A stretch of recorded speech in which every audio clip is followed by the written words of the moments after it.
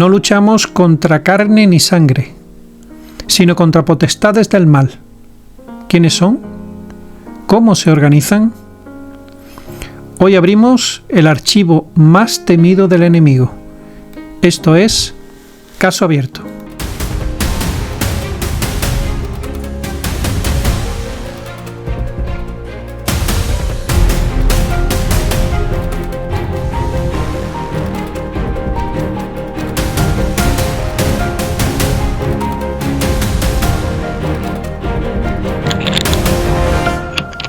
¿Sabías que el mal no actúa al azar? ¿Que tiene estructura, jerarquía y mando? ¿Y que su objetivo eres tú? Hoy conocerás cómo opera la inteligencia del infierno. Comenzamos.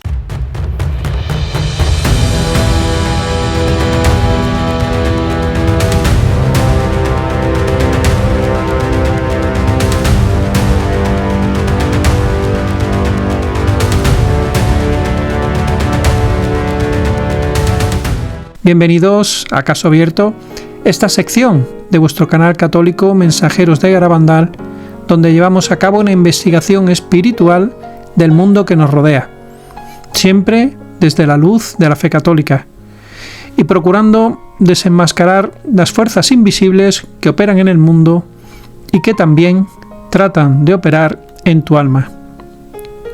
Antes de comenzar, me gustaría hacer un pequeño apunte, y es que es importante que en un mundo tan alejado de Dios y tan necesitado de amor, de esperanza y de verdad, todos podemos aportar algo y todos debemos aportar algo.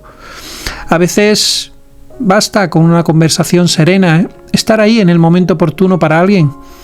Otras veces es solo dar un ejemplo con un testimonio silencioso o una palabra oportuna a quien Dios te pone cerca, como puede ser tu familia, tus amigos, tus compañeros. Y es que evangelizar muchas veces no requiere hablar mucho, sino saber estar y saber actuar con caridad e inteligencia. Hoy en día, gracias a la tecnología, no todo es malo en la tecnología, gracias a ella, pues, se nos permite ser apóstoles de nuestro Señor de la forma más sencilla y cómoda que puede haber. Pero aún así tampoco lo hacemos. Y es que hoy en día nuestra evangelización solo depende de un clic, de un me gusta, de un comentario o una suscripción. Incluso compartir los vídeos que pueden ayudar a combatir al enemigo y acercarse a nuestro Padre o a nuestra Madre. Así de sencillo.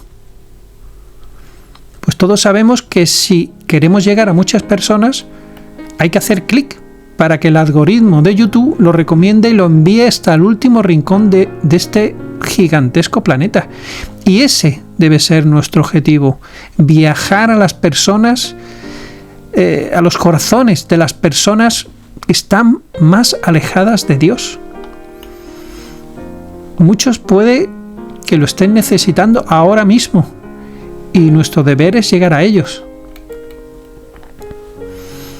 Hay que tener en cuenta, hay que recordar que se nos pedirá cuentas por aquello que hicimos, pero también por aquello que dejamos de hacer. Y podemos hacer muchas cosas. Podemos ayudar a muchas personas desde casa. Hagamos volar estos mensajes, tal vez sin saberlo, lleguemos a ser parte de algo mucho más grande de lo que imaginamos. Y si entre todos conseguimos rescatar y salvar, aunque sea una sola alma que regresa a Dios, toda nuestra vida habrá tenido sentido, habrá merecido la pena. Una sola alma, ojalá sean muchas más, pero empecemos por una sola.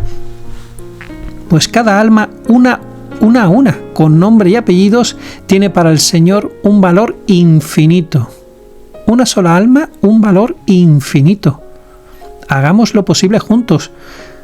Vamos a hacer clic sin parar. Hay almas ansiosas de salvación al otro lado. Hagámoslo. Hoy, entrando en el tema, debemos saber que en el imaginario colectivo el infierno siempre ha sido un caos de gritos, de fuego, de oscuridad sin control, pero eso no es lo que nos dicen ni la Escritura ni los padres de la Iglesia, ni tampoco los exorcistas. Y es que el mal no se presenta como desorden, sino como un orden divino invertido. Satanás, el gran imitador, ha replicado una jerarquía espiritual que se opone a la de Dios, porque si Dios reina con el amor, Lucifer reina con el odio, pero también con una organización y con un sistema de mando. Lo que podría responder a la pregunta de ¿por qué avanza tan rápido el mal? Y es eso, que está muy organizado. Hoy vamos a descubrir cómo se organiza el infierno, sus niveles, sus líderes, sus estrategias, porque si el mal tiene una estructura, entonces la batalla espiritual también debe ser una guerra de inteligencia. Los demonios no fueron creados como demonios. Eso no hay que olvidarlo, no son simples demonios, sino fueron creados como ángeles de luz. Hubo un tiempo en que Lucifer resplandecía entre los serafines. Un tiempo en que todos los demonios fueron ángeles buenos al servicio de Dios. Su caída no les quitó ni su inteligencia ni su naturaleza espiritual, solo les arrebató la gracia. La Iglesia nos enseña que Satanás o el diablo y los otros demonios son ángeles caídos, porque se negaron libremente a servir a Dios. Incluso después de caer, mantienen su poder angélico natural. Como señala el exorcista José Antonio Fortea, de cada una de las 9 jerarquías que cayeron, estos ángeles se fueron transformando en demonios, pero siguen conservando intacto su poder y su inteligencia. Y esto significa que aquel que era un serafín, aún condenado, retiene la inmensa capacidad intelectual de un serafín, aunque ahora la use para el mal. Santo Tomás de Aquino, en su Suma Teológica, nos decía que aún caídos, los ángeles mantienen su orden jerárquico. En otras palabras, el orden creado por Dios en la naturaleza angélica subsiste incluso en la rebelión. Por eso San Pablo, al advertir sobre nuestros enemigos espirituales, usa títulos de jerarquía. Eso lo vemos en Efesios 6:12, que hemos mencionado en otros capítulos, cuando nos dice: no tenemos lucha contra carne y sangre, sino contra principados, potestades y dominadores de este mundo tenebroso y espíritus malignos de los aires. Por tanto, la caída no destruyó la estructura angelical, simplemente la pervirtió.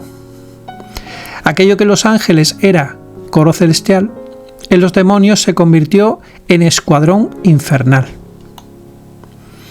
Veamos esta estructura. Todos hemos oído hablar de los 9 coros angélicos, que esa sería la jerarquía celestial tradicional. Pues tiene una tríada superior, que son los serafines, los querubines y los tronos. Los serafines, entre ellos estaba Lucifer, originalmente eran los ardientes en amor divino, y al caer su carisma se tuerce en soberbia abrasadora. Es ese orgullo satánico que rechaza servir. Después tenemos los querubines, que estaban creados para resplandecer en sabiduría. Eran conocimiento puro, cercanos a Dios. Al caer se vuelven genios de la oscuridad sobre la verdad, propagando el engaño y la herejía. Y luego, por último, tenemos los tronos. Los tronos estaban destinados a sustentar esa justicia divina y al caer siembran rebeliones estructurales, crean desorden en las instituciones, anarquía contra el orden de Dios.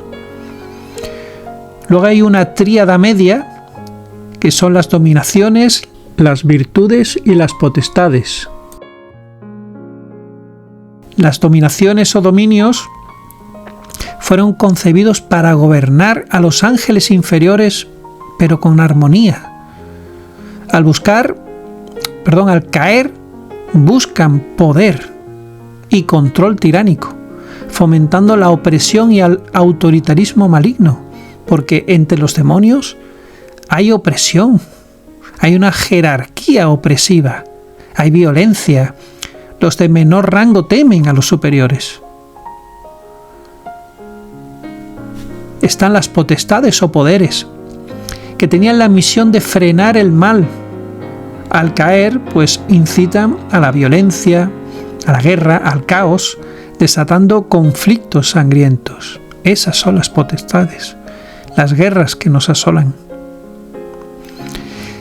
Por último, en esta tríada media están las virtudes, que eran portadoras de las gracias y milagros divinos.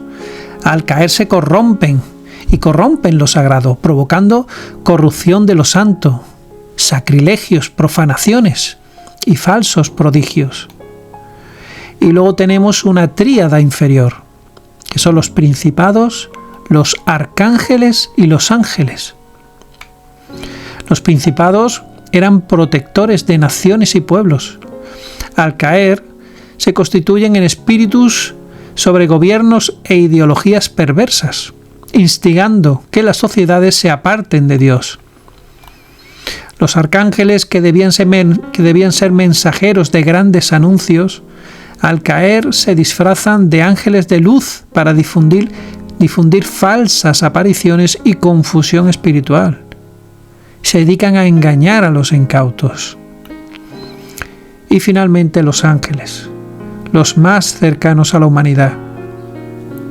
Al caer se vuelven demonios rasos, dedicados a las tentaciones personales de cada día.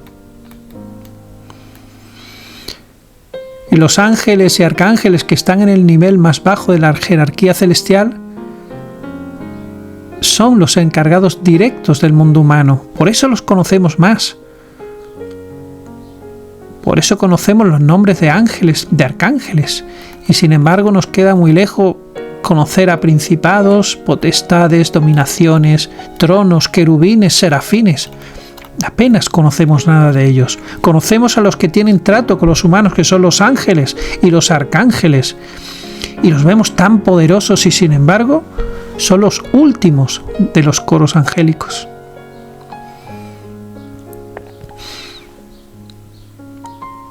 En estos puestos inferiores más cercanos al hombre, siendo encargados directos del mundo humano, no dejan de comunicarse, de intervenir y de proteger a las personas.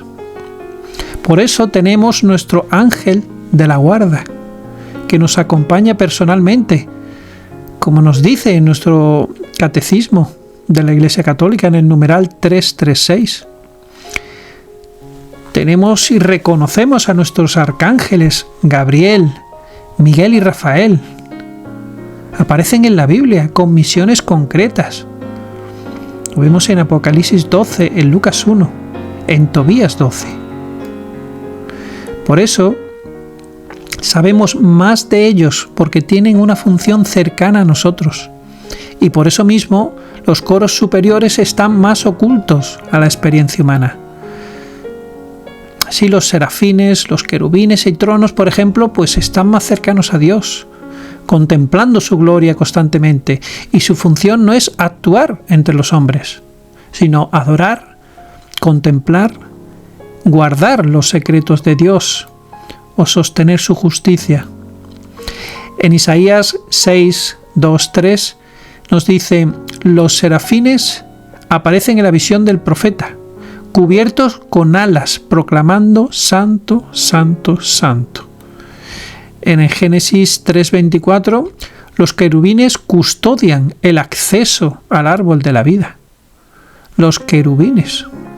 Solo estaban por encima los serafines. En Colosenses 1:16 San Pablo menciona tronos, dominaciones, principados, potestades, pero no describe cómo actúan, pero ya los nombraba. De esta manera los conocemos por mención, pero no por una experiencia directa o apariciones a los humanos. Y es que la Biblia no está hecha para satisfacer la curiosidad sobre lo celestial, sino para darnos lo necesario para la redención. Y como el trato con los ángeles y arcángeles sí forma parte directa del plan de salvación, pues se nos revelan más datos sobre ellos.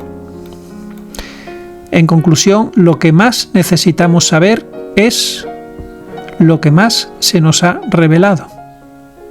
Del resto, como no nos es necesario, pues no se nos revela.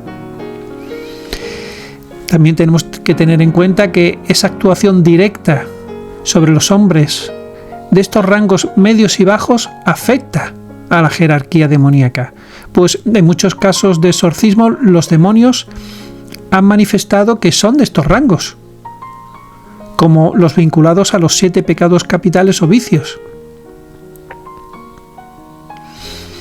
En cambio, los demonios de más alto rango, pues parece que son menos propensos a manifestarse directamente. El padre Amorth, el padre Fortea, muchos otros coinciden en que los de más alto rango prefieren no ser identificados. Por tanto, cada coro caído influye en un ámbito distinto. Puede ser en las personas, en las familias, en las comunidades, en las naciones e incluso dentro de la Iglesia.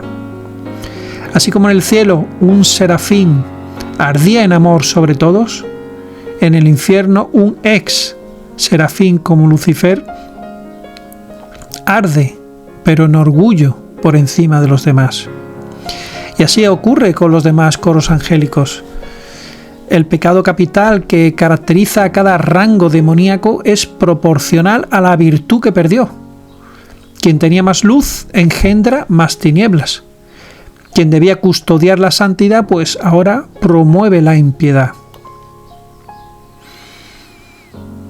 Nuestro muy querido y mencionado exorcista padre Gabriel Amorth afirmaba que el demonio está organizado como un ejército. Tiene divisiones, mandos, especialidades y no improvisa. Se trata de un ejército de sombras que conservan rangos y funciones. Y saber esto nos ayuda a no subestimar a nuestro adversario. Pero, ¿quién dirige y controla todo este ejército? La teología católica nos afirma oficialmente que existe una Trinidad infernal. No nos lo afirma. Pero, aunque no nos lo afirme, muchos demoniólogos y exorcistas observan que Satanás imita en todo a Dios y por ello consideran que podría haber replicado una estructura jerárquica triple. Y vuelvo a reafirmar, la teología católica no lo confirma oficialmente, pero es una teoría muy plausible y muy seguida. Hay muchos expertos que piensan que es muy posible que sea así. Entre ellos el padre José Antonio Fortea, en su Summa Daemoniaca nos dice que el demonio que busca pervertir todo lo sagrado,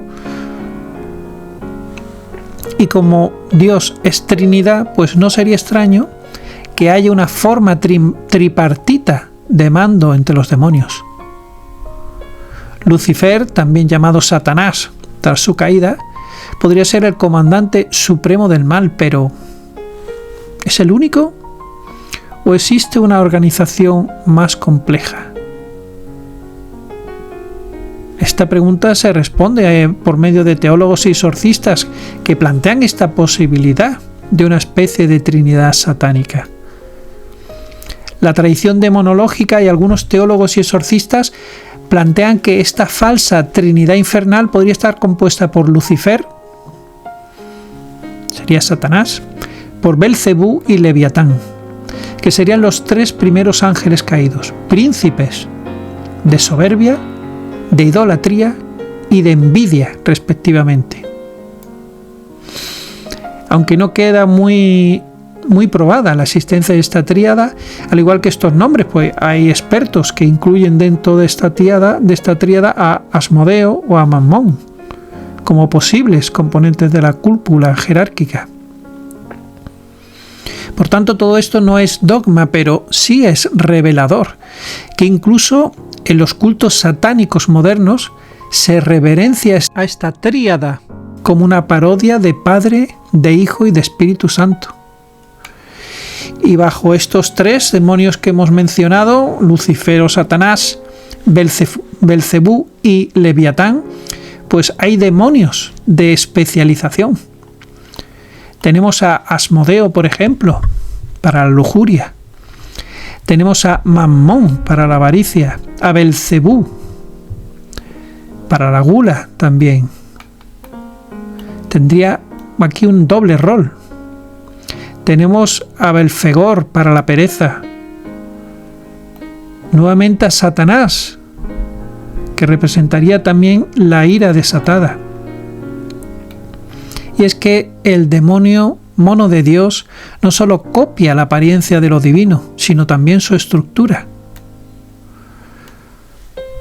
Puede que te hayas preguntado, pero ¿no eran Lucifer y Satanás la misma entidad? Entonces, ¿por qué aparecen como si fueran demonios distintos, con funciones diferentes? Primero en la tríada dominante y luego formando grupos de especialistas.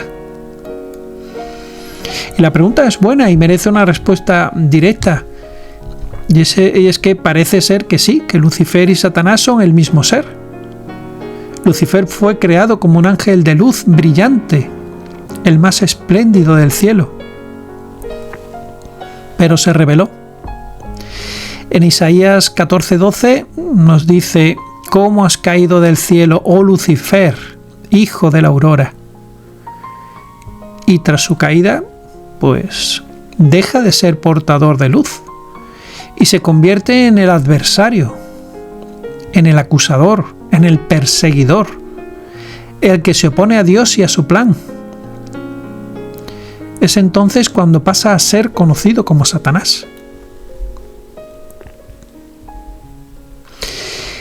Pero en la tradición mística y demonológica, Lucifer y Satanás se representan con funciones distintas. ¿Por qué? Pues porque reflejan 2 caras del mismo mal. Por un lado, Lucifer sería el tentador sutil, el que siembra orgullo, soberbia intelectual, vanidad espiritual. Y por otro tendríamos a Satanás, el destructor, el que ataca con furia, el que se manifiesta con odio, violencia, con guerra interior o posesión. El padre Fortea nos la aclara y dice: es el mismo ángel rebelde, pero a veces se los distingue simbólicamente para mostrar cómo el mal actúa en distintas formas. Hubo un demonólogo medieval llamado Peter Binsfeld que lo reflejó así: Lucifer es igual a soberbia y Satanás igual a ira. 2 manifestaciones, un mismo origen.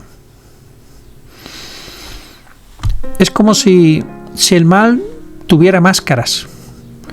Lucifer para el ego espiritual y Satanás para el ataque frontal. Uno te seduce desde dentro y el otro te destruye desde fuera. En Apocalipsis 12 lo llama el dragón, la serpiente antigua, el diablo o Satanás. Y es que muchos nombres, un solo enemigo. Así que si en este episodio viste que Lucifer y Satanás aparecen en niveles distintos de la jerarquía infernal, no es un error. Es simplemente una forma simbólica de mostrar que el mal actúa de 1000 maneras. Y tú debes reconocer cada una. Y recuerda esto, el mal no es desorganizado y tampoco es unidimensional. Por eso debes aprender a reconocerlo en todas sus máscaras. Por ejemplo, entendiendo que existen demonios especializados en determinados pecados. Y es que, aunque parezca mentira, el enemigo tiene expertos. Demonios especializados en distintas áreas del mal, como generales al mando de unidades específicas. Desde muy temprano la Iglesia notó que ciertas tentaciones parecen orquestadas por espíritus particulares. Por ejemplo, San Cipriano de Cartago escribió que hay legiones enteras dedicadas a la lujuria, indicando que multitud de demonios se consagran a tentar en impureza. Y así ocurre con otros campos. Por ejemplo, la que hemos mencionado, impureza, pues son espíritus impuros que fomentan la lujuria, la perversión sexual, los vicios de la carne. Como decía San Cipriano, legiones enteras para la lujuria. Tenemos el orgullo. Los más altos en jerarquía demoníaca alimentan directamente la soberbia y la vanidad desordenada. Recordemos que el orgullo fue la perdición del primer ángel caído. La ira. Hay demonios instigadores de odio, de violencia, de guerra, que se deleitan encendiendo el rencor entre las personas y los pueblos. Luego está la apostasía y blasfemia. Y es que hay potencias infernales dedicadas a suscitar la pérdida de fe, la desesperación, el insulto a lo divino, buscando romper la relación del alma con Dios. Hay muchos exorcistas contemporáneos que coinciden en señalar que hay demonios asignados a tareas muy específicas, como puede ser destruir vocaciones, dividir comunidades, incluso suicidios, inducir a los suicidios. Y proviene de los demonios. Corromper a la juventud, atacar a la familia. Cada demonio, según su especialidad, ataca donde más daño puede hacer. Por ejemplo, un exorcista relataba que hay un demonio que se especializa en el ataque a la familia y se llama Asmodeo. Es un espíritu mencionado en el libro de Tobías por matar a los maridos de Sara y arruinar sus matrimonios, al que el arcángel San Rafael encadenó en el desierto. El padre César Trucchi confirma que ese demonio está presente en muchos exorcismos. Así entendemos que el infierno tiene divisiones de expertos para cada pecado capital y para cada frente de batalla. Según la tradición demonológica medieval, en el siglo XVI, el teólogo Peter Binsfield, que hemos mencionado antes, compuso una célebre clasificación donde identificaba a los 7 príncipes infernales que tientan a los 7 pecados capitales. Según Binsfield, Lucifer sería el que incita al orgullo y la soberbia, Mammón a la avaricia, Asmodeo la lujuria, Leviatán la envidia, Belcebú la gula, Satán o Satanás la ira y Belfegor la pereza. Cada pecado es una puerta y detrás de cada puerta puede haber un rostro. Hay un rostro, en este caso demoníaco. Esta lista se inspiró también en una tradición aún más antigua. Llevamos siglos desenmascarando a estos demonios. Y si La anterior era del siglo XVI, esta es de 1409. Se llamaba la linterna de luz, que ya asignaba demonios a cada pecado.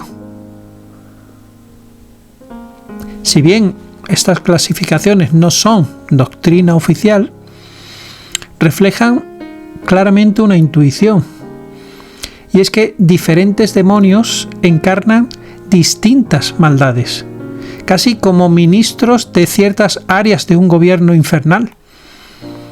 Y el origen de esta idea está documentado en grimorios y textos teológicos antiguos.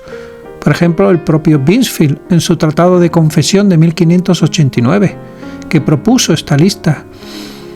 Y hay otros como Sebastien Michels, de 1613, donde se amplió la idea de las jerarquías demoníacas completas.